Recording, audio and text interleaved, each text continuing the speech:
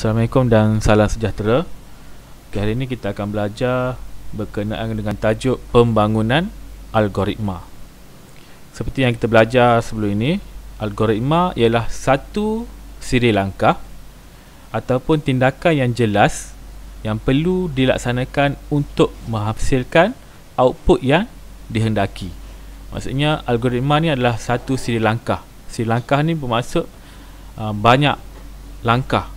Ada langkah 1, langkah 2 dan seterusnya. Okey, maksud penuh algoritma adalah satu siri langkah untuk menghasilkan output yang dihendaki. Dalam bidang pengkomputeran, pengaturcara akan membina aturcara berpandukan algoritma yang dibangunkan terlebih dahulu. Maksudnya, sebelum kita buat aturcara, kita kena bina algoritma dahulu. Okey, ingat algoritma adalah satu siri langkah. Pembangunan algoritma merupakan satu teknik pengingatan yang melibatkan pembinaan langkah-langkah penyelesaian masalah. Tugas ahli-ahli dalam bidang sains komputer adalah mengkaji dan membangunkan algoritma dengan tujuan untuk menyelesaikan masalah pengaturcaraan. Jadi algoritma ni dibina untuk menyelesaikan masalah pengaturcaraan. Okey, kita lihat apakah faedah yang diperolehi daripada kajian serta pembangunan algoritma yang dilakukan. Okey, faedah yang pertama adalah untuk memahami bagaimana komputer memproses urutan tindakan-tindakan yang perlu dilaksanakan, dapat mempelajari cara menulis algoritma yang teratur, mudah dibaca dan difahami, mempelajari cara menulis algoritma dengan cekap. Yang keempat, mempelajari cara melakukan penambahbaikan pada algoritma.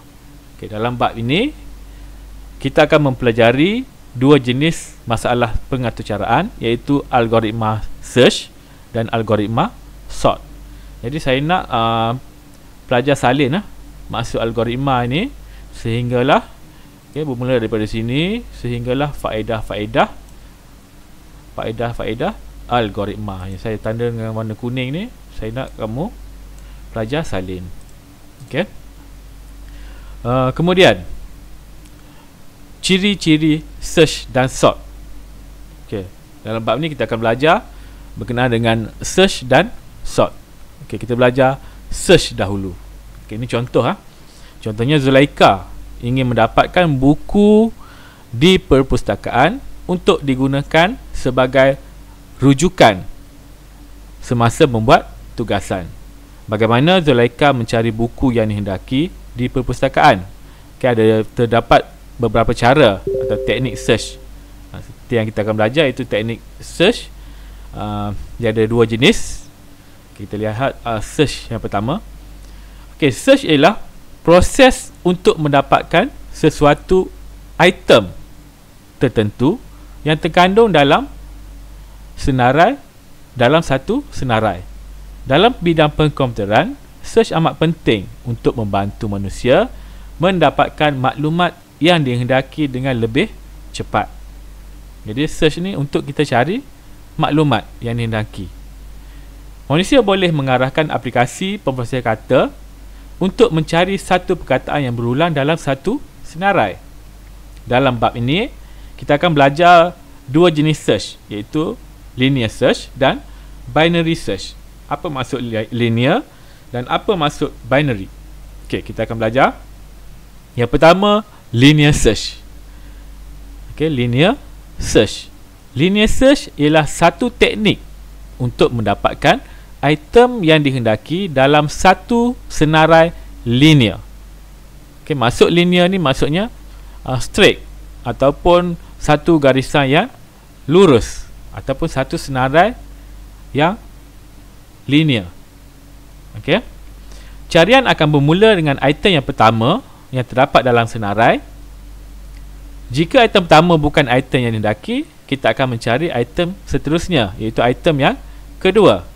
Jika item kedua bukan item yang dihendaki, carian akan diteruskan kepada item yang ketiga dan seterusnya. Jika item yang dihendaki tidak diperolehi juga sehingga carian selesai, maka carian akan ditampakkan tanpa hasil. Maksudnya linear search ni kita akan cari daripada item pertama sehinggalah item yang terakhir. Jika item tersebut tak jumpa juga, carian akan ditamatkan tanpa hasil. Okey, kita lihat. Mungkin tak faham lagi maksud linear ni. Kita lihat contoh. Okey, contoh satu linear search. Okey, dekat sini kita lihat ada gambar pertama ada buah pisang. Gambar kedua ada buah manggis. Kemudian gambar ketiga mangga, buah naga dan apple. Okey, penyataan dia, Erina dan kakaknya Esma ingin membeli buah mangga untuk membuat puding. Mereka ke pasar raya yang menjual buah mangga. Terdapat beberapa bahagian yang diletakkan dalam pelbagai jenis buah-buahan di sepanjang ruang jalan jualan buah-buahan. Erina dan Esma berjalan di sepanjang ruang jualan buah-buahan itu untuk mencari buah mangga. Okey, saya gambarkan. Erina dan kakaknya ni, dia nak cari buah mangga. Sebelum dia dapat buah mangga, dia lihat ada satu rak yang disusun. Bahagian pertama ada buah pisang, manggis, mangga, buah naga dan buah apple. Jadi jika pencarian secara linear, maksudnya dia akan melihat bahagian pertama dahulu. Dia akan cari bahagian pertama dahulu. Okay, kita lihat langkah 1. Carian bermula di bahagian pertama. Buah mangga berada, adakah buah mangga berada di bahagian pertama? Okey, dia akan cari bahagian pertama ni ada tak buah mangga. Okey, tak ada sebab dia adalah buah pisang. Okey, langkah kedua, kita akan cari bahagian kedua.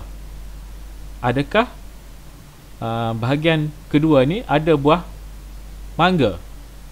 Bahagian kedua juga bukan buah mangga, ia adalah buah manggis. Kita akan cari bahagian yang ketiga. Okey. Kemudian carian akan menuju ke bahagian ketiga. Adakah buah mangga berada di bahagian ketiga? Ya, kita jumpa buah mangga di bahagian ketiga. Jadi langkah 4, bahagian ketiga mempunyai buah mangga dan carian dihentikan. Jadi kita mendapati buah mangga berada di carian yang ketiga. Okey, itu contoh linear search. Okey, kita lihat pula pencarian data dalam satu senarai. Pencarian data dalam satu senarai menggunakan linear search. Okey, contoh penyataan. Cikgu Aiman ingin mencari nama murid kelas 3 Utarit yang memperolehi markah 90 dan ke atas dalam ujian bulanan. Kelas 3 Utarit terdiri daripada 27 orang. Perhatikan senarai nama kelas 3 Utarit yang berikut. Cara dimulakan dengan nama pertama dalam senarai. Alif Kusairi mendapat 98 markah. Okay, kita lihat senarai ni, dia ada 27 orang. Kita nak cari adalah pelajar yang memperolehi markah 90. Okay. Jadi cara yang pertama, kita akan mula dengan nombor pertama, iaitu alif. Okay. Adakah alif mendapat markah 90 ke atas? Okey, catat nama Alif Kushairi, kemudian lihat nama yang kedua sehingga nama yang terakhir. Nama murid yang mendapat 90 ke atas akan dicatatkan. Maksudnya kita akan lihat adakah markah alif ini mendapat markah 90 ke atas. Markah dia 98. Jadi kita akan catatkan alif ni adalah markah 90 ke atas. Kemudian kita akan cari nombor 2. Adakah markah Amuta ni memperolehi 90 ke atas? Tidak. Jadi nombor 2 tidak. Kita akan catatkan. Okey. Maksudnya linear ni kita akan lihat satu persatu sehinggalah carian tamat pada nombor 27. Okey, itu maksudnya carian linear. Okey, jadi keputusan dia akan senaraikan senarai murid yang mendapat markah 90 ke atas. Ini dia senarai dia. Okey. Jadi itulah maksudnya linear search. Okey, binary saya akan tunjukkan untuk kelas yang seterusnya. Sekian, terima kasih.